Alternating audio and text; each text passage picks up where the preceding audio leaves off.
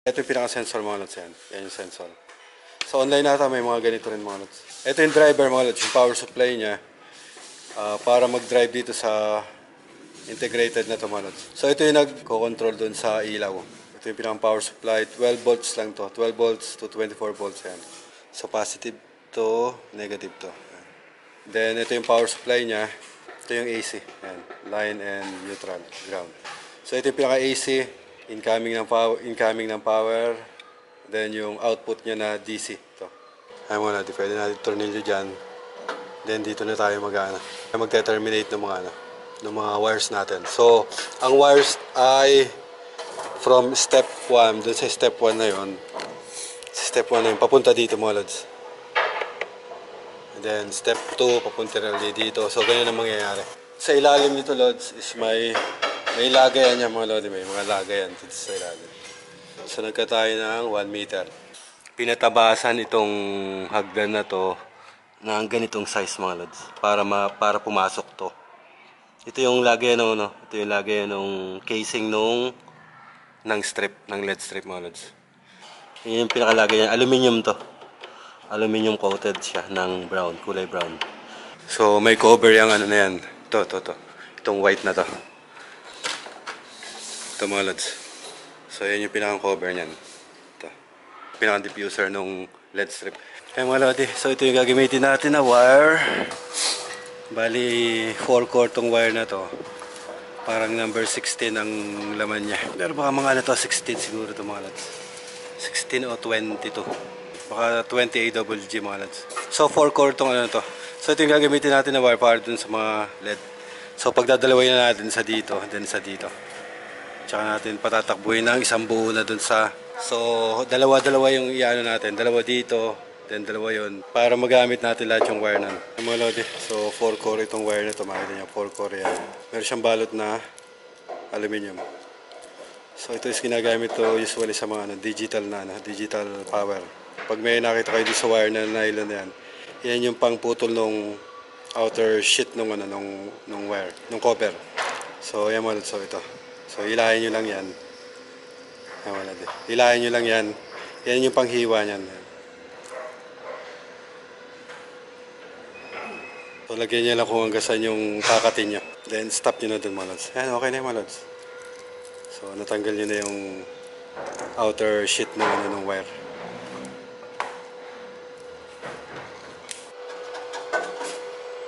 Then, parehasin lang natin ito mga lods. Kasi dito lang yung niya. Dito lang yung control niya.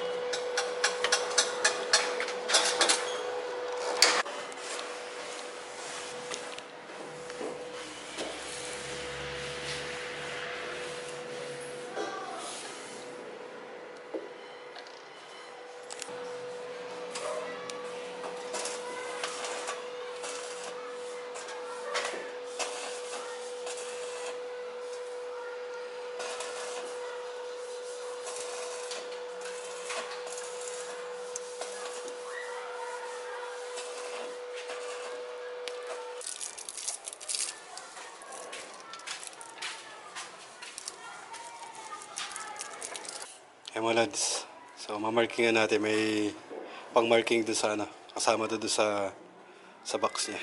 So lalagyan natin ng marking. Ang unang step is yung number 1 natin. So ito yung wire na yon, yung mahaba na to. Ang 1 ko is yung may red block.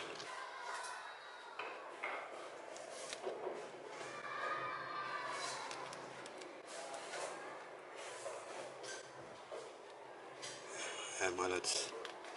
So yan na yung number 1. Then number 2 na itong pangalawa. Number 2 na yung kapares ng isa.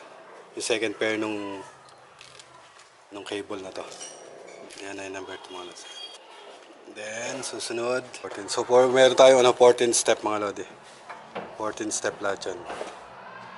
So nilalagyan natin ang number para mas madali natin i-terminate. Mayroon tayong indicator ng kung para saan yung na yun, yung wire na yun. Ay mga lodi, ito yung wire natin ng sensor. Ito yung pinaka motion sensor wire. Then, ito yung ano niya, yung pinaka-sensor niya ito. Motion sensor to mga lods. Motion sensor. Sa unang step mga lods. Kasi nandun yung unang step. Tingnan natin kung abot yung wire. Pero abot naman siguro, mahaba yung wire. Ay wala di.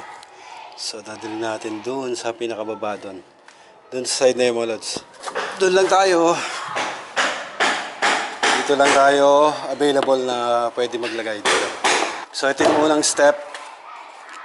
Ito yung unang step. So dapat before dun sa unang step is makasensor na yung sensor natin. So ito yung unang step.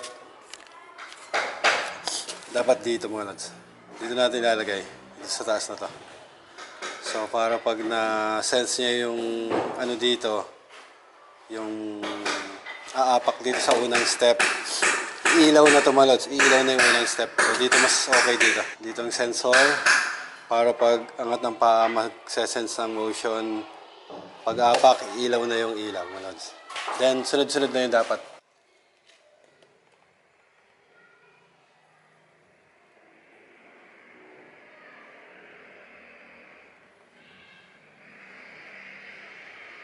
Kailangan mga lods, hindi tayo magkakabaliktad. Kung ang unahan natin is ganito, LED, then resistor, LED, dapat pare-parehas mga lods. And dapat pare-parehas yung unahan natin na ganun. So merong siyang baliktad na part. Kung mapapalagay nyo is baliktad, yan mga lods, baliktad. Kung pare-parehas na unahan mga lods, dapat kung ito yung unahan natin, ganun din sa kabila. Kung ito yung gagamitin natin na unahan, dapat pare-parehas sila. Yan. So next natin ito isang to. So kailangan same din dito mga lods. Kung ano yung nilagay natin dito na una, dapat ganoon din dito sa kabila. So ito yung gagamitin natin, puro mga una mga lods. Itong may sa may gitnang resistor. Then gamitin na lang natin yung negative dito is yung white, then positive yung yellow. So yun yung gagamitin natin.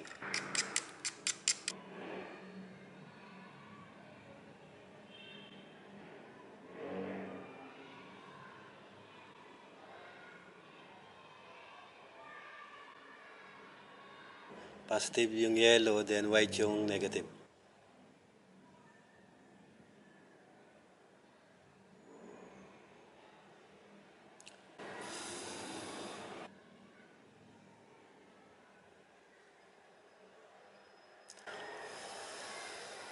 Ayan mga lods, nakadalawa na tayo. Dito.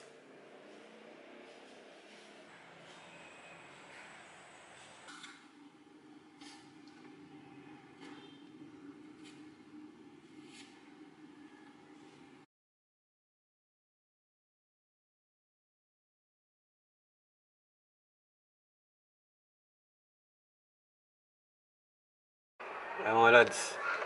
So check tayo ng power. May power na mga lods eh. 244. Taas ng 244. Then output niya ay negative, positive. DC. Mali DC ito mga lods, DC. 12 volts. 12 volt DC mga lods eh. Umilaw yung number 1.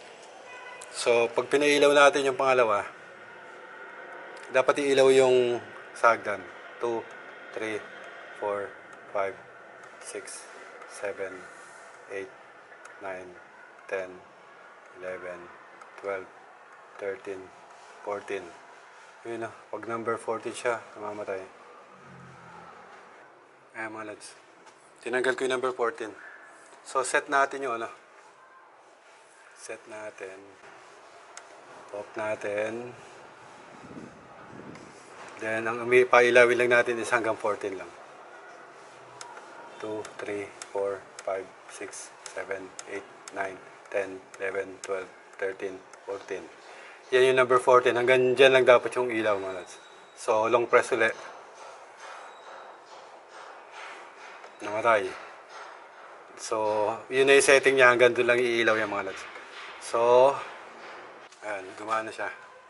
Mabilis siya hanggang 14. Tapos namamatay siya hanggang 14. Okay naman, lods. Kaya lang, hindi nakasama to number 14 na to. Ano ba to? May problema ba tong wire? O may problema tong itong ano na to? Kasi natanggal yung ano niya. Ito.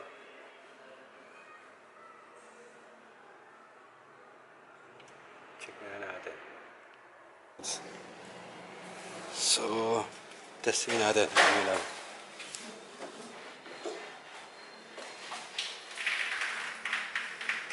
Ganyan, mamamatay siya. Ganyan, mamatay.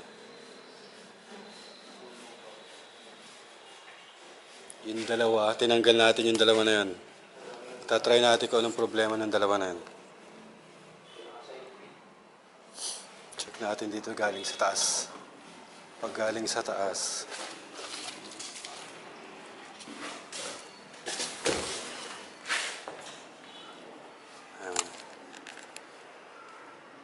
pag galing sa taas, dapat sa taas manggagaling yung nawawala. Ayan. Ayan mga lodi. So, yung wiring nung mga light tsaka yung mga ilaw na strip light, ipinirmis na natin. So, ang may problema is, baka power supply ang may problema nito mga lodi. So, may dalawang ilaw na hindi nakasama. Kasi pag nilalagay natin, nagpi-flicker siya, baka nag-low voltage na. So, nandito yung sensor. Ayun yung sensor mo. So, pag pumunta tayo dyan, makikita yung ilaw yon. So, pababa na yung ilaw na yan. Then, dito sa dalawang floor na to, dalawa is wala yung ilaw. So, dito yung tanggal. Kaya may timer yung ano na pag walang gumagalaw is mamatay. Na pag gumalaw ulit tayo, ilaw ulit siya mga lods. Yan. So, yun lang mga lods. Hanggang dyan na lang muna yung gagawin natin.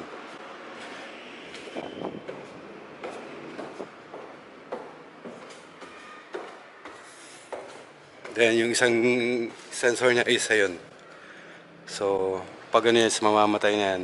So, dumaan kasi tayo kaya naging pataas ang ilaw. So, pag namatay yan, katulad yan, namamatay na yan. So, ang naging last na galaw is dito sa baba, kaya papunta sa taas. So, kung gagalaw tayo, may mga lodi. Yung dalawa wala kasi wala yun, hindi nakalagay yun. Kung hindi tayo gagalaw, ayan, mamamatay siya galing sa baba, papunta dun sa taas. Ayan mga lodi. So, ganyan lang naman ano yan. Sequence ang gana nito, hindi step by step is matatansya nyo yung ano, yung kada step is mabubuhay or mamamatay yung step. Hindi. So, ito is naka-sequence lang na pag umilaw siya ng isa, dire-diretso na yun hanggang dun sa kung kailan yung ilaw. Hanggang 32 yung pwede mo ilagay na ilaw mga lods. So yung mga lodi, nakuha natin yung 1 to 14 lang yung gumagana. Then hindi na siya umakit papunta rin sa 32. So nakuha na natin yun, na-setting natin na hanggang 14 lang. Ngayon, pag nilalagay natin yung 13, 14, ito yung 13, 14. Pag nilalagay natin 13, 14 is nagdadrop na yung voltage na mamatay-matay na siya. Ay mga lads, so hindi ko na muna ipa-final to, baka i-check nila to.